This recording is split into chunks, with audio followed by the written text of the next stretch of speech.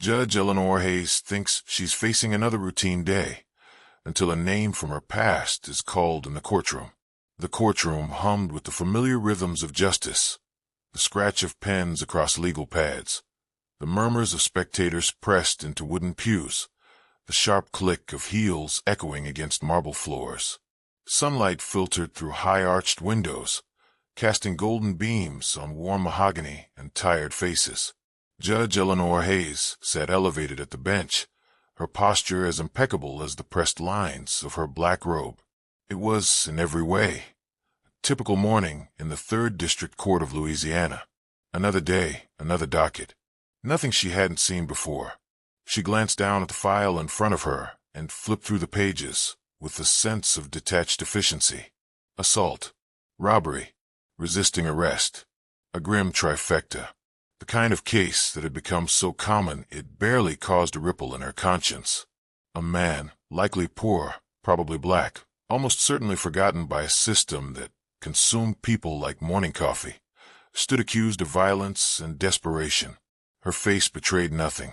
The gavel rested easily beneath her fingertips, a symbol of control she wielded with grace and gravitas. She was a model of impartiality, of calm, of distance. Then the bailiff spoke. The state of Louisiana versus James Anderson. Her fingers froze. A single name cracked the facade she'd built over decades. Her spine stiffened, though not visibly. In a room where every eye saw only her authority, no one could have noticed the slight hitch in her breath. James Anderson. It couldn't be. Her mind raced, scrambling to make sense of the impossibility. Maybe it was coincidence. A common name. That's all. But then the doors opened and the defendant was escorted in, wrists and ankles bound by thick iron shackles that clinked like distant thunder. And her world tilted. The man standing before her was no stranger. He was James. Her James. Her stomach knotted as she locked eyes with him. For a moment, time collapsed. The courtroom, the files, the jury box, the lawyers, faded into a blur, replaced by sun-drenched memories that came rushing in like a flood breaking through a dam. She saw 2 kids laughing as they raced bicycles down the cracked sidewalks of Hammond, Louisiana. She remembered the lazy buzz of cicadas and the sweet scent of magnolia trees, how they'd laid side by side in the grass, sharing dreams too big for a town so small and so divided. She remembered his voice, soft but certain, whispering under the stars. You and me. Eleanor, we don't belong to this place. We're bigger than this. And she remembered the last time they saw each other. The hurt in his eyes, the way he'd said, "Go on," when her father ordered her inside, when the line between black and white was drawn with cruelty and permanence. But now the boy was gone, and in his place stood a man weathered by life, his shoulders hunched under invisible burdens, his face etched with the kind of sorrow she had only ever seen in the eyes of the condemned. Still the eyes, those deep, soulful eyes, were unmistakable. Her gavel slipped slightly under her fingers, but she recovered, placing it firmly back in position. She couldn't falter. Not here. Not now. The courtroom waited, unaware of the emotional earthquake rumbling beneath the bench. James lifted his head. Their eyes met again, this time longer. There was recognition, yes, but also resignation. He looked away quickly, lowering his gaze as if shielding himself from something he couldn't bear to see. Eleanor swallowed hard. She could feel her heartbeat behind her ribs, a steady pounding she hadn't known since her earliest trials. Her throat was dry, but she managed to speak. Mr. Anderson, you stand accused of assault and robbery. How do you plead? His voice, older, hoarser, but still familiar, broke through the silence. Not guilty, Your Honor. Her grip tightened on the bench, her judicial mask firmly in place. She wanted to scream, to call a recess, to run down from her perch and demand to know what had happened to him in the years between childhood and this courtroom. How had life taken the boy with dreams and turned him into a defendant in chains? But judges do not scream. Judges do not cry. Judges do not ask questions that aren't filed on record. So she nodded instead. Proceed. The prosecution stood and began reciting the facts of the case, but the words barely registered. Her mind was split, half listening to the legal details of an alleged robbery, and half spiraling through the impossible reality that the man on trial was once the boy who taught her how to skip rocks across the creek, who dared her to climb trees, who once carved her initials into an old wooden bridge like it was a monument to forever. Eleanor sat high above the courtroom, a portrait of justice, but inside she was anything but steady. The law demanded detachment. The robe demanded neutrality. The bench demanded power without emotion. But none of those things prepared her for the collision of past and present now unraveling before her. As the prosecutor spoke about evidence and motive, about timelines and eyewitnesses, she looked at James, not as a judge, but as the girl she used to be. And she knew, with terrifying clarity, that this wasn't going to be just another case. Flashbacks reveal Eleanor and James's forbidden childhood friendship in a racially divided Louisiana town, and how it ended abruptly, long before the courtroom and the robe, before law books and verdicts and the weight of justice became her everyday armor. Eleanor Hayes had been just a girl, a barefoot child with scraped knees and wild hair, chasing dragonflies under the thick Louisiana sun. And James, he had been the boy who could make her laugh even when her world felt small and suffocating. They were 10 years old when they met, two strangers from opposite sides of Hammond, Louisiana, brought together not by design, but by accident. She had wandered too far that day, past the hedges of her backyard, past the rusting fence that marked the unofficial boundary between White Hammond and the colored part of town. Her mother would have been furious if she'd known. But Eleanor didn't care about boundaries back then. She was drawn by curiosity, by the sound of running water and the call of the cicadas. The creek shimmered in the sunlight, its muddy banks hidden beneath tall reeds and crooked trees. That's where she found James, crouched at the water's edge with a crooked fishing pole and a determined frown. His line was tangled, caught in the weeds. She remembered standing there in silence, unsure of whether to speak. Then he glanced up, squinting against the light. "You just gonna watch or you gonna help?" he asked. His voice was calm, unbothered, confident in a way that made her feel safe. She stepped forward and helped untangle the line. That was the beginning. They met at the creek again and again, first by coincidence, then by choice. Over time, the place became theirs, a secret world, far from the rules that told them they weren't supposed to be friends. She taught him how to skip rocks. He taught her how to catch fireflies without hurting their wings. They shared peanut butter sandwiches and stories about the stars. They made promises. "When we're older," James said once, lying beside her on a patch of grass, "we'll leave this place. We'll go somewhere they don't look at us like we're wrong just for being friends." She laughed then, because it sounded like something out of a book. But he didn't laugh. He meant it. Even as a child, James knew that the world saw him as a problem to be managed, not a soul to be cherished. Their town was small, but the lines it drew were deep. Eleanor's family lived in a modest but clean home with green shutters and a porch swing that creaked in the wind. Her father worked at the bank. Her mother volunteered at the church. They were respected, if not wealthy. James's family, on the other hand, lived in a weathered house at the far end of a dirt road, surrounded by fields and silence. His mother worked 2 jobs. His father, when he was around, drank more than he spoke. There were whispers about his older brothers, about run-ins with police and accusations no one ever proved. But James was different. He read more than he spoke, listened more than he argued. He was quiet and thoughtful, with a kind of resilience Eleanor couldn't name back then. They kept their friendship hidden as best they could. They avoided busy streets. They met in the woods, by the creek, in empty fields. But secrets in small towns have short lifespans. The sideways glances started first, the disapproving murmurs. Eleanor's Sunday school teacher made a comment one morning about knowing your place. James's aunt told him not to bring trouble home. Still, they held on, until the day the weight of the world finally crashed down. It was a hot summer afternoon, just before high school began. Eleanor and James were sitting on her front porch, sipping sweet tea, their legs dangling off the steps. They talked about the future, about maybe running away one day, going north to a city where people didn't care who sat beside you. That's when her father pulled into the driveway. He stepped out of his car slowly, eyes locked on James, with a look that could curdle milk. His voice, when he spoke, was low and firm. Eleanor. Inside. Now. She had never heard him sound like that. Not angry, furious. Cold. Unmovable. She turned to James, her heart hammering. He didn't move. Just stared straight ahead, his jaw tight. Go on, he said finally, his voice low, resigned. It's okay. But it wasn't okay. Not then. Not ever. That moment was the end. She walked inside, her hand trembling on the doorknob. And when she looked back through the window, he was gone. After that, her father forbade any mention of James. If she asked about the creek, her mother changed the subject.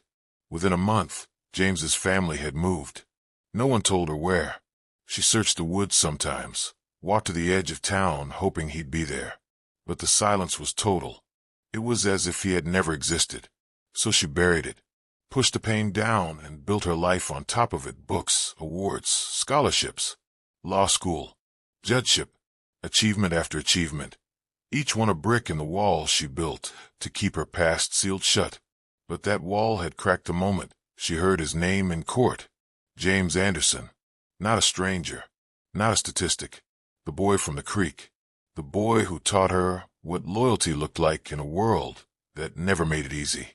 And now he sat in her courtroom, shackled and silent, accused of crimes that echoed a life she never got to witness. The past wasn't just catching up to her. It had marched straight through the courthouse doors and dared her to look it in the eye. The courtroom becomes a battleground of evidence, doubt, and emotion as the prosecution and defense clash over the truth. The air in the courtroom felt heavier when the trial resumed after lunch. The chatter of the crowd had faded to anxious whispers. Reporters leaned over their notepads. Spectators filled every bench, drawn by the escalating tension and the quiet magnetism of the man on trial. Eleanor Hayes sat at the bench, her posture the same, her expression unchanged, but inside, everything in her was shifting. This wasn't just another case, and James Anderson wasn't just another name on the docket. He was a ghost from a life she had buried deep, now sitting in front of her in chains, staring at the floor like he'd already heard the verdict in his head. The prosecutor stood tall and smooth in a custom-tailored suit. Richard Powell was known for his precision, a man who liked his cases clean, quick, and neatly wrapped with a guilty verdict. He moved to the center of the courtroom and addressed the jury with a calm authority. "Ladies and gentlemen," he began, "this case is about violence. It's about a man who walked into a convenience store and, without provocation, assaulted a store clerk and took the money from the register." His voice was flat, detached, clinical. James was a file, a fingerprint, a mistake to be processed. Powell gestured toward the evidence table, where bagged photographs, police report, and surveillance footage sat in cold silence. "The evidence," he said, "will show you exactly who James Anderson is." Eleanor kept her face still, but every word stabbed at the wall she had built around herself. She glanced briefly at James. He hadn't looked at her once since the trial began. His hands were clasped in front of him, his back hunched slightly, like the weight of 1,000 assumptions had bent his spine. No matter how many times she told herself she was a judge, that this was about justice and not memory, she couldn't ignore the feeling growing in her chest. The system was moving too fast, too carelessly, and James was in its path. Then Lisa Porter stood, young, sharp, and bold enough to challenge men twice her age in court. Lisa radiated calm confidence. She adjusted her blazer and took her place in front of the jury. "The prosecution wants you to see this case as simple," she said, "but it's not. My client has maintained his innocence from the very start. We intend to show that this case is built on assumption, not fact." Her tone wasn't aggressive, but it had an edge, like steel wrapped in velvet. Eleanor felt a flicker of something like hope. The state called its first witness, a store clerk who had been working the night of the alleged robbery. He spoke with conviction but little detail. He said the attacker wore a red hoodie and argued with the cashier before leaping over the counter. Did you see his face? Lisa asked during cross-examination. Not clearly. It was dark, and the hood was up. So, Lisa pressed, you can't say with certainty that the man you saw was my client. The witness paused, then muttered. No, Lisa nodded and moved on. The courtroom stirred. Eleanor noticed the subtle shift in the jury. A seed of doubt had been planted. Next came the surveillance video. Grainy, low light, barely watchable. It showed a figure in a red hoodie moving quickly through the store. The prosecution insisted it was James. But as the footage played, Eleanor leaned in. The figure's movements were rushed, frantic. There were no clear facial features, no tattoos, no height reference. Just a blur of motion and poor lighting. It was damning in suggestion, but lacking in substance. James's defense rested on an alibi. He claimed he'd been walking home from a friend's house on the other side of town. But when Lisa tried to bring the friend to the stand, the man refused. Fear, he said. Fear of police attention. Fear of retaliation. In a neighborhood where trust in the justice system was paper thin, it wasn't surprising. But without a witness, James's alibi was shaky. Still, Lisa fought. The absence of testimony doesn't prove guilt, she argued. It proves fear. Then came Officer Daniel Harris, the man who had arrested James. Burly, curt, and rehearsed, Harris walked to the stand like he'd done this dozens of times. Lisa's cross-examination was surgical. You say you arrested Mr. Anderson 2 blocks from a crime scene? Yes. Was he running? No. Did he have the stolen cash on him? Yes. Did he have a red hoodie? A pause. No, but he could have ditched it. Lisa tilted her head. Did you search the area for it? No time. So, just to be clear, you arrested a black man in dark clothes near the scene of a robbery because he fit the description, without finding any physical evidence linking him to the crime. Harris stiffened. I followed protocol. That protocol, Lisa said quietly, is exactly what we're here to question. Eleanor watched the jurors as Lisa returned to her seat. There was unease in their eyes. Questions. Possibilities. And for the first time, James shifted in his chair, his shoulders squaring slightly, as if he felt it too. That maybe, just maybe, the tide could turn. But Eleanor felt something else. A war inside her. Her role was to interpret law, to enforce fairness. Yet she couldn't shake the growing realization that this case wasn't about justice in the purest sense.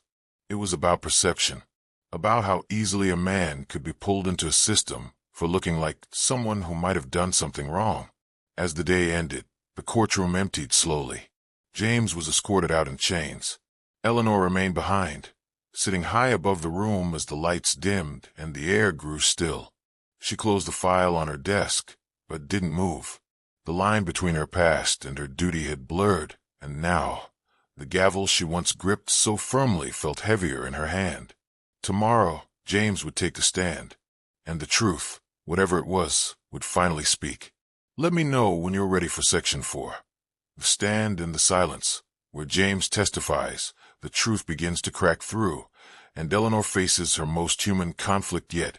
James testifies in his own defense, revealing the pain of a lifetime of assumptions, while Eleanor silently wrestles with her own guilt.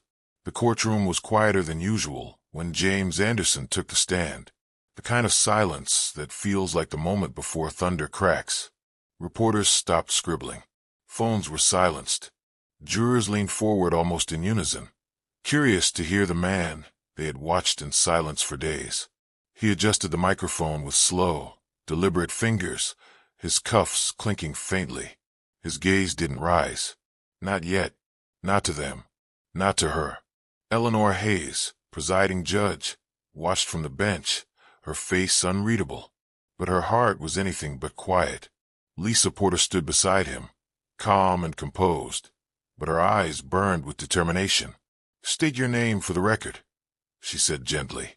James Elijah Anderson, he said, his voice low but solid, like gravel pressed into stone. And why are you here, Mr. Anderson? She asked. James paused. The silence stretched long. Finally, he looked up, not at Lisa, not at the jury, but at Eleanor. His eyes didn't accuse, but they didn't avoid either. "Because someone saw a black man in a hoodie," he said, "and that was enough." A soft ripple moved through the courtroom. Not outrage, reflection. The truth, when spoken plainly, is often the loudest sound in the room. Lisa nodded and began the formal questioning. "Where were you on the night of the incident?" "I was walking home from my friend David's house," he replied. "Watched a game. Had a couple drinks. Nothing major. Just a normal night." "Why didn't David testify?" James looked away. "He's scared. Not of me. Of this," he said, gesturing slightly to the courtroom. "Of being in here, being twisted up in this system. He's seen what happens to folks who speak out. He's got 2 kids. He don't want to be next." Lisa nodded, letting the jury absorb that truth. "Did you rob the convenience store?" James looked directly at the jury this time. "No," he said, "I didn't." "Then how did you end up with the cash the officer found?" James sighed. "I just stopped at a liquor store a few blocks away. Cashed a check." They didn't believe that either. He reached into the folder Lisa had placed before him. Inside was a photocopy of a check stub and a signed receipt. She handed it to the court clerk, who passed it to the jury. Lisa took a breath. "Mr. Anderson, do you have a criminal record?" James nodded slowly. "Yeah, 2 priors. One from when I was 19. Petty theft. I stole a pair of sneakers." He chuckled, but there was no humor in it. "Did 6 months. Second one was loitering. Didn't leave a bus stop fast enough for a cop's liking." "And how did that affect your life?" she asked. He looked down again. "Jobs don't call back. Doors don't open. You walk into places, and people already decided who you are. Doesn't matter what you say. Doesn't matter how hard you work. You become a shadow in someone else's story. You're the threat. You're the suspect. You're never just." "James." Lisa said nothing for a beat, letting it breathe. "Why testify today?" James finally looked toward the judge. His gaze met Eleanor's, and this time, it didn't let go. "Because I want someone to finally hear me," he said. "Not just listen. Hear me. I didn't do what they say I did. I've made mistakes, yeah, but I'm not a criminal. I'm a man, and I'm tired of proving that every damn day." Eleanor felt the words land like bricks in her chest. He wasn't just testifying about the robbery. He was speaking about a lifetime of being unseen, misread, misunderstood. And she who had once known him as a boy, curious and kind, had become another gatekeeper of the system that had always stood against him. The prosecutor stood. "Mr. Anderson, you admit to having a criminal past." "I do. You were near the scene of the crime." "I was." "You had cash on you." "I did." "Do you expect this court to believe it was all coincidence?" James turned to him, calm. "I expect this court to believe that sometimes things look one way and mean another. That sometimes your past don't define your present. That sometimes black men exist without committing crimes." The prosecutor hesitated, flustered for the first time. "No further questions," he said, and returned to his seat. The judge's gavel came down softly, but the moment felt seismic. James stepped down from the witness stand and returned to his seat. As he passed Eleanor's bench, his eyes flickered up once more, and this time she didn't look away. The courtroom emptied slowly, murmurs trailing into the hall, but Eleanor remained seated after everyone had gone. Her hands clenched the arms of her chair, nails pressing into the wood. Her memory spun. 2 kids under a magnolia tree, a girl with braids and a boy with a bike. A promise made in whispers. We'll always protect each other. But life had broken that promise, and she had let it. She looked down at her notes, then shoved them aside. None of it mattered if the truth was drowning beneath procedure. Tomorrow would bring the final statements. But tonight, the silence in Eleanor's chambers would be louder than any gavel. The jury delivers its decision, but the real judgment comes after the trial ends, in the quiet confrontation between 2 people forever changed by justice, memory, and silence. The courtroom felt heavier than usual. The air was still, almost reverent, as if the building itself understood the gravity of what was about to unfold. Every pew was filled with journalists, local activists, curious citizens. Even the reporters, usually hunched over their notebooks like vultures, seemed unusually hushed. They all waited for the moment that would define everything. The jury foreman, an older white man with a gray mustache and uncertain hands, held the folded verdict slip like it might catch fire in his palm. Judge Eleanor Hayes adjusted her robe with a small, deliberate movement, her expression carefully composed, yet her heart beat like a warning bell. Beside her, the clerk's voice rang out, "Will the defendant please rise?" James stood slowly. His shoulders were square, his jaw tight, but his eyes, those same eyes that once held the light of childhood summers, were steady. He didn't look at the jury. He didn't look at the spectators. He looked only at Eleanor. And for the first time in decades, she allowed herself to truly see him, not as a defendant, not as a statistic or docket number, but as James, her James, the boy who taught her to dream in a world that taught them both to be afraid of it. The foreman cleared his throat, unfolded the paper, and spoke. "On the charge of aggravated assault, we find the defendant not guilty." Murmurs swept across the room like a gust of wind. "On the charge of robbery, we find the defendant not guilty." A beat of silence, then another wave of whispers. Some gasped. Others simply sat in stunned stillness. Lisa Porter closed her eyes and exhaled deeply, a quiet smile breaking across her face. James didn't flinch, didn't move, didn't even blink at first.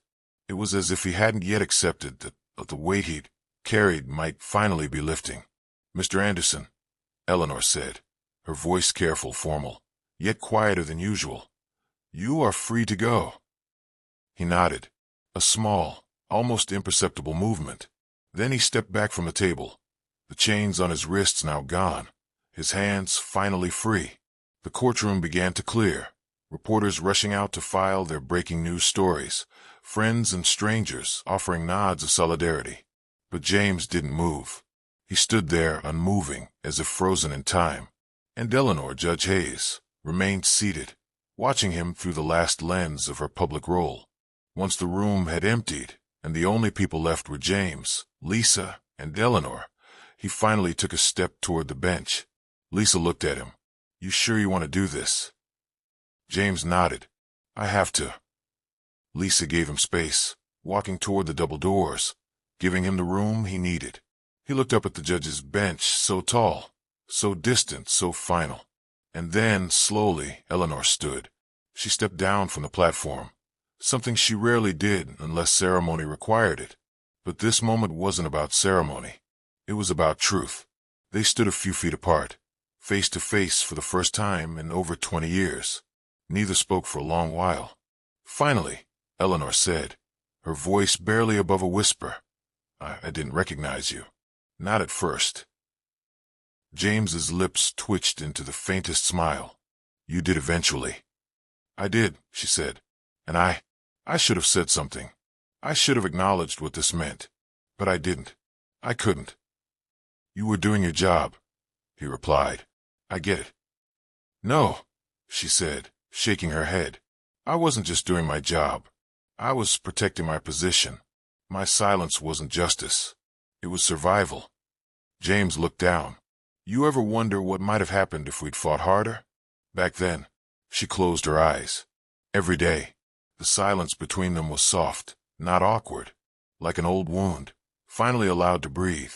"I saw you," he said. "Back then, even when everyone else didn't. You made me believe in something different." "And I failed you," she said, her voice catching. James shook his head. "No, life failed us. This town failed us. The system failed us both." She nodded slowly. "You deserve better. From the world. For me." He stepped a little closer. "And you gave me something no one else ever did. You saw me before the world taught you to look away." Tears threatened to form in her eyes, but she blinked them away. "I can't change what happened, but I can change what I do next." He smiled. Not bitter, not broken, just tired and real. "Then maybe that's enough." They stood there in silence a moment longer, Two people who had once loved each other in innocence, then been torn apart by the invisible threads of race, power, and fear. Now, older and weathered, they stood not as judge and defendant, not as black and white, but as two human beings trying to make sense of the pain they'd both carried. He turned to go. "James," she said, stopping him. He looked back. "If you ever want to talk, really talk, not in a courtroom." He nodded. "I know where to find you." He walked out of the courtroom, free at last, not just from the chains, but from the silence. Eleanor watched him go, her hand resting on the bench that had once separated them, and she made a vow in that moment, quiet and firm, that she would spend the rest of her days not just upholding the law, but challenging the injustice hidden within it. Because justice is not just about verdicts. It's about the truths we're brave enough to finally face.